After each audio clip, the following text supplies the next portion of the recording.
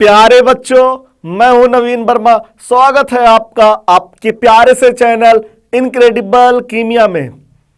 तो बच्चों, आज मैं आपके लिए लेकर आया हूं इलेक्ट्रोफिलिक एडिशन रिएक्शन का लेक्चर नंबर 7, जिसमें बच्चों मैं आज आपको बताने जा रहा हूं एल्कीन की कुछ छोटे छोटे रिएक्शन जो कभी कभार नीट या जेई में पूछ ले जाते हैं, है ना बच्चों।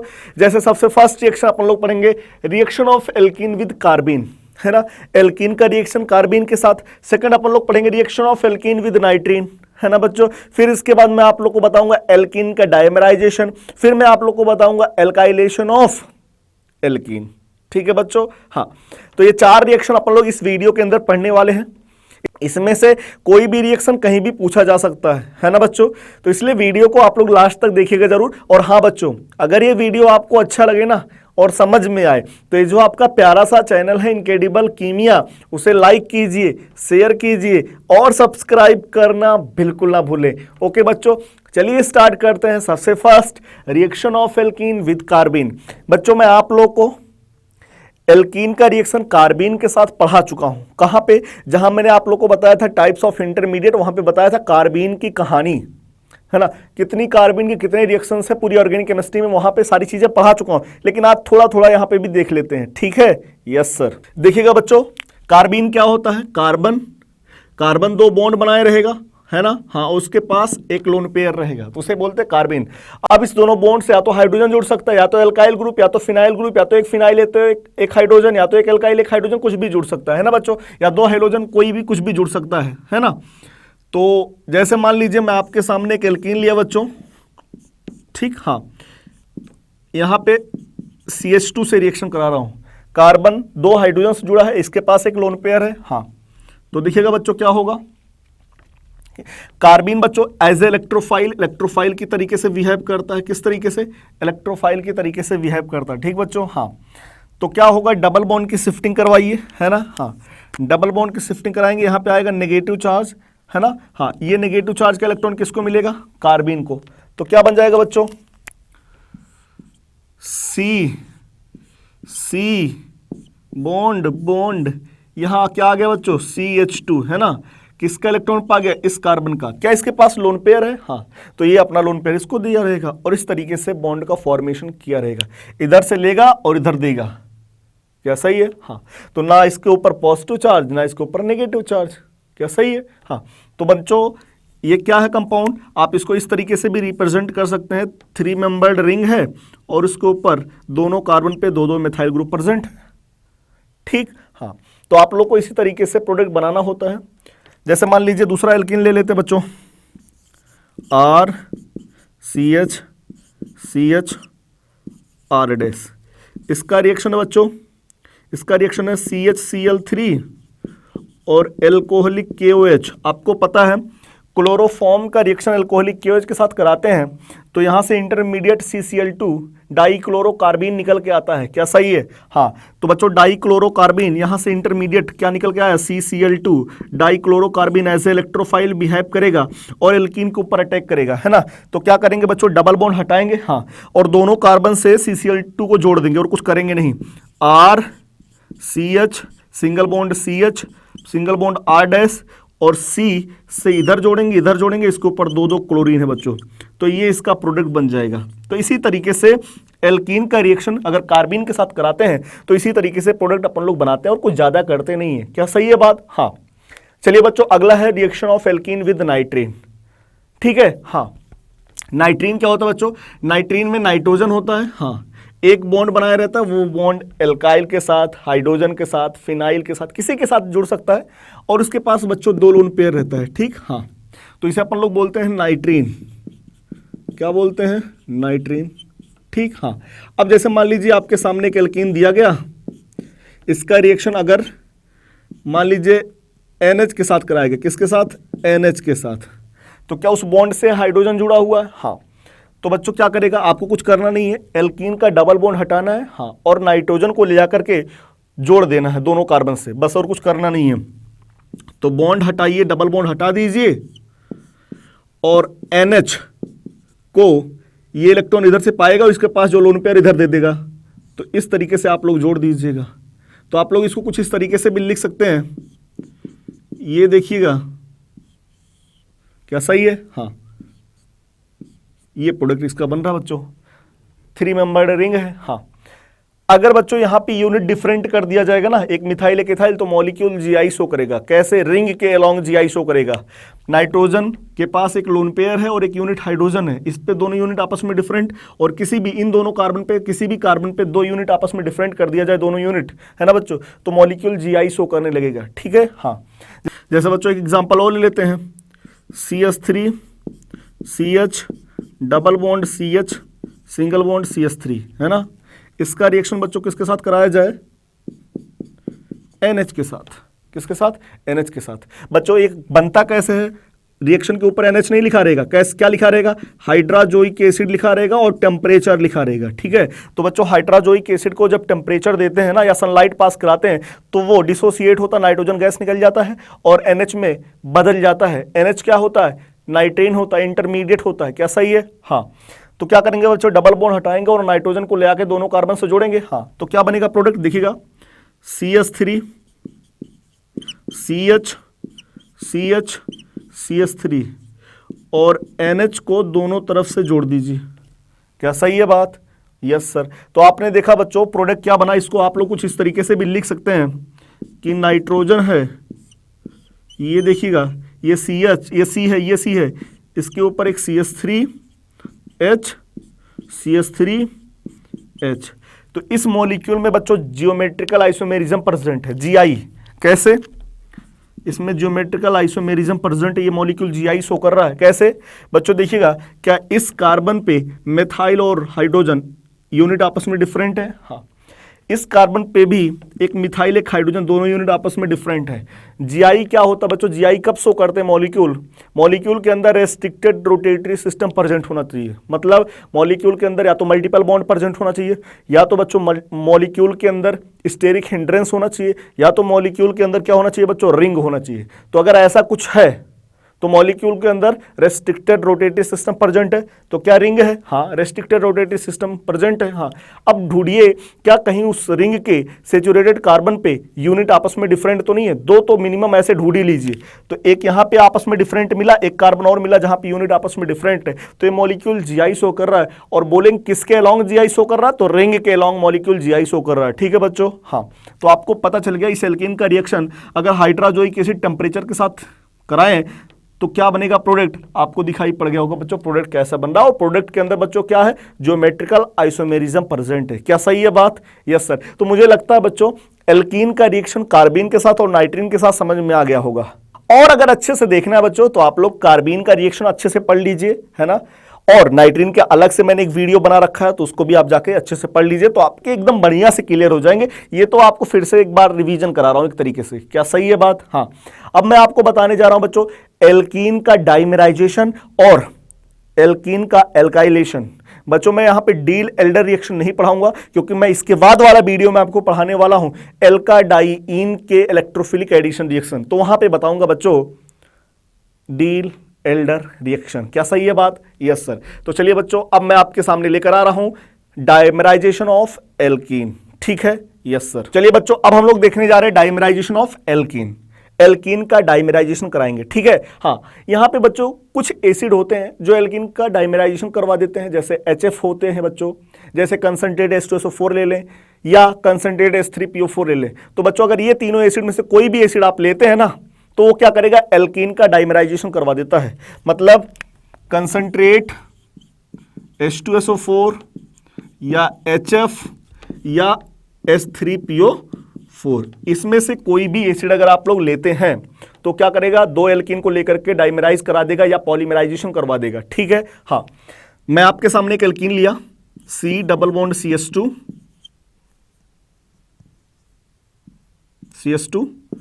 CH3 CH3। ठीक है? हाँ, ये आइसोब्यूटीन है बच्चों। क्या है? आइसोब्यूटीन है। एक मॉलिक्यूल और ले लिया है आइसोब्यूटीन का, C double bond CH2 CH3। ठीक है? ये भी क्या है बच्चों? आइसोब्यूटीन है। अगर इसका रिएक्शन बच्चों आप लोग HF के साथ कराते हैं या कंसंट्रेट H2SO4 के साथ कराते हैं या H3PO4 के साथ कराते हैं, तो इसका जो प्रोडक्ट बनेगा बच्चों वो कुछ इस तरीके से बनेगा।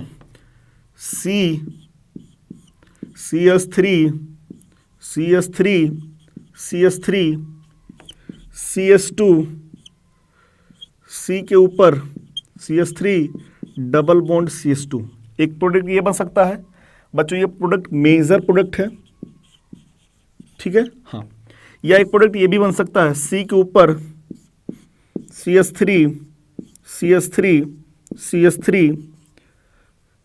CH डबल बॉन्ड C के ऊपर दो मिथाइल। बच्चों ये क्या है? माइनर प्रोडक्ट है। क्या है? ये माइनर प्रोडक्ट है। तो दो टाइप के प्रोडक्ट बन सकते हैं।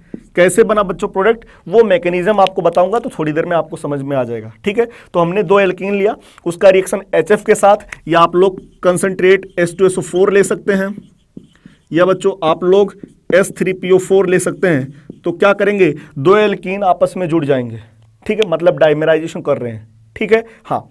इसका मैकेनिज्म क्या होगा बच्चों, चलिए देख लेते हैं। क्या सही है बात? Yes sir. चलिए बच्चों इसका मैकेनिज्म देखते हैं। बहुत ही सिंपल सा मैकेनिज्म है।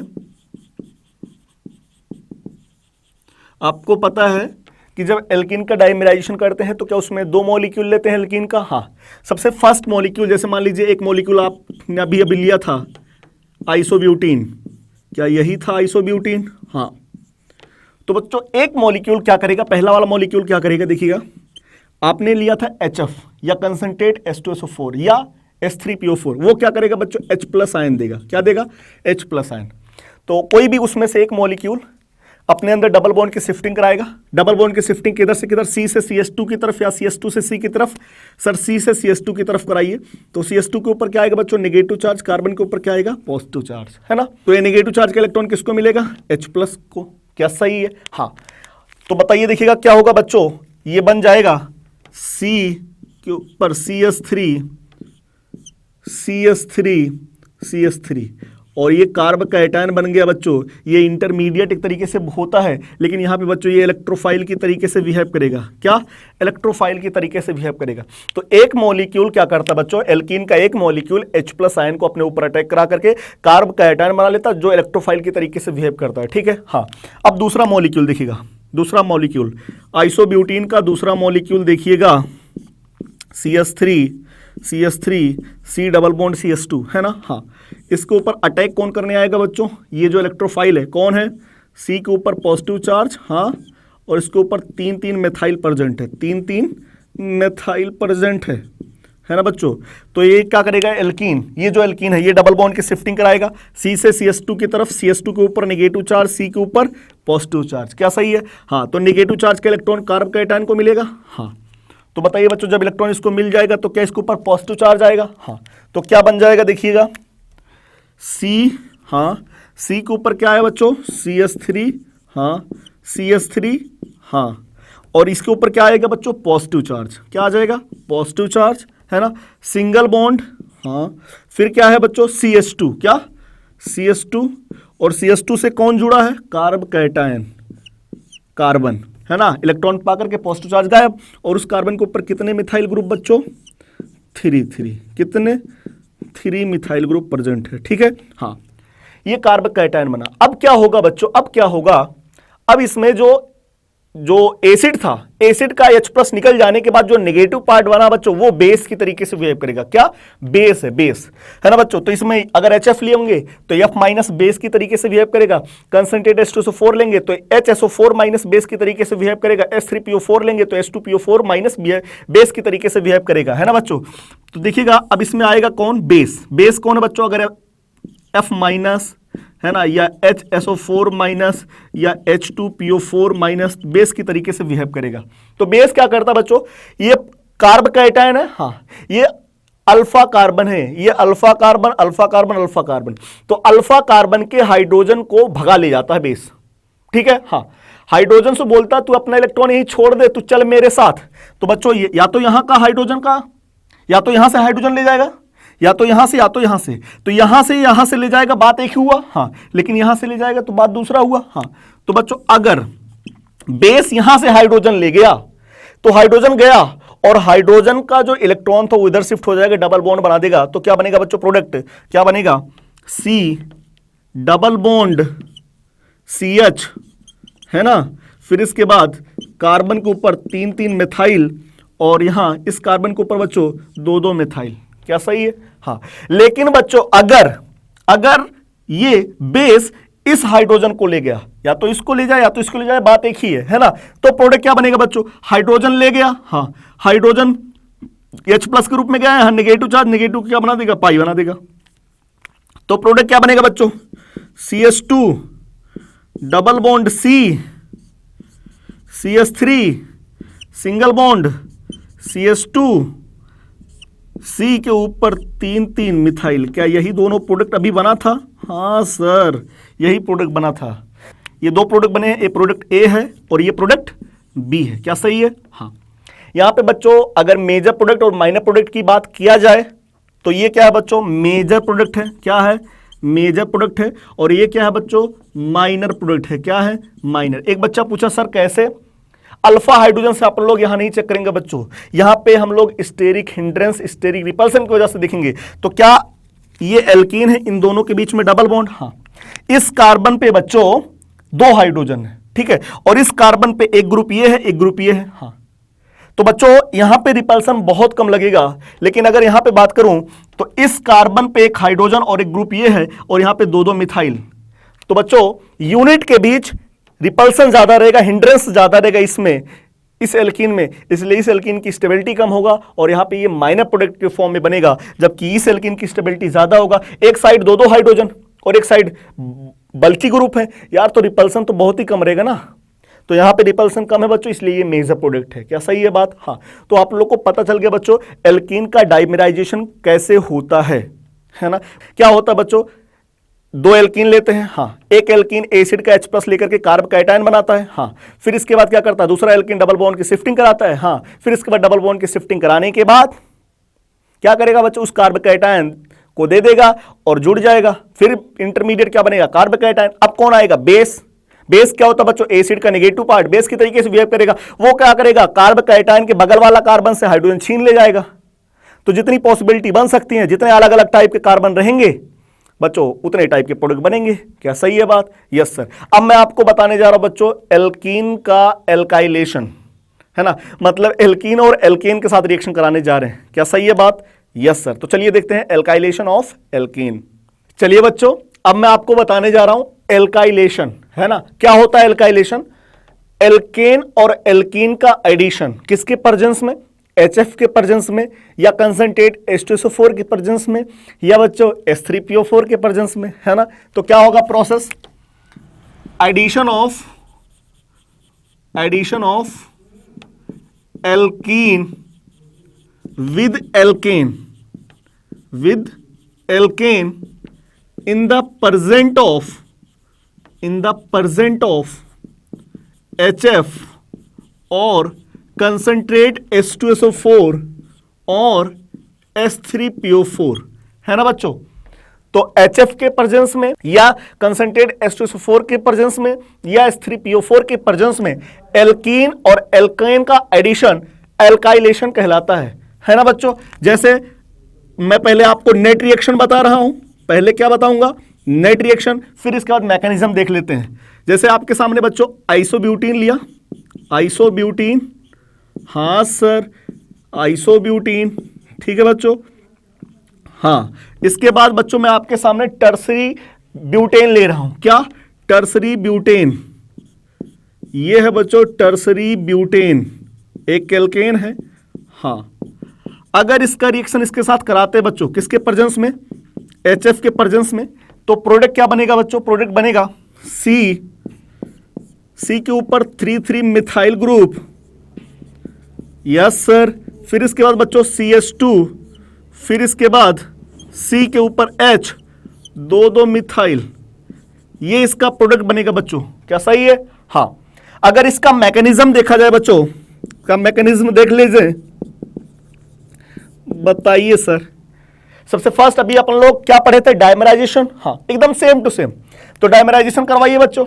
डाइमराइजेशन में क्या होता है, एक एल्कीन H+ को लेकर के कार्ब कैटायन बनता है, हाँ तो जब कार्ब कैटायन बना होगा तो मैं डायरेक्ट बना दे रहा हूं। हाँ, तो देखिएगा बच्चों, CH3 C double bond CH2, हाँ ये CH3, ठीक है बच्चों। हाँ, अगला जो एल्कीन रहा होगा क्या वो कार्ब कैटायन की तरीके से बन गया होगा? हाँ, ये बन गया होगा बच्चों, ये CH3 CH3 CH3, और इसके ऊपर क्या आ गया होगा? Positive charge. तो क्या अब जो दूसरा एल्कीन था क्या उसमें डबल बॉन्ड की शिफ्टिंग होगी? हाँ, डबल बॉन्ड की शिफ्टिंग कराइए, C से CH2 की तरफ, CH2 के ऊपर नेगेटिव चार्ज, C के ऊपर पॉजिटिव चार्ज। नेगेटिव चार्ज का इलेक्ट्रॉन किसको मिलेगा? कार्ब कैटायन को। तो क्या बनेगा बच्चों? इंटरमीडिएट, फिर से कार्ब कैटायन बनेगा। C के ऊपर 2 मिथाइल, क्या सही है? हाँ, और इसके ऊपर क्या आ जाएगा बच्चों? Positive charge. फिर इसके बाद CH2 है ना, हाँ, फिर इसके बाद बच्चों C है ना, फिर इसके बाद उसके ऊपर 3 मिथाइल प्रेजेंट है, क्या सही है बात? हाँ सर, ये तो डाइमराइजेशन करवा रहे हैं ना सर? हाँ सर, एल्केन के साथ रिएक्शन कराना, डाइमराइजेशन थोड़ा नहीं करवाना है। अरे पहले आप लोग डाइमराइजेशन करवाएंगे, अब एल्केन आएगा बच्चों। तो ये आपने इंटरमीडिएट देख लिया। अब बेस नहीं अटैक करके, बल्कि बच्चों एल्केन का क्या होता है, ये जो टर्सरी ब्यूटेन है ना बच्चों, टर्सरी ब्यूटेन, इस टर्सरी ब्यूटेन से एक H- आयन निकल जाएगा।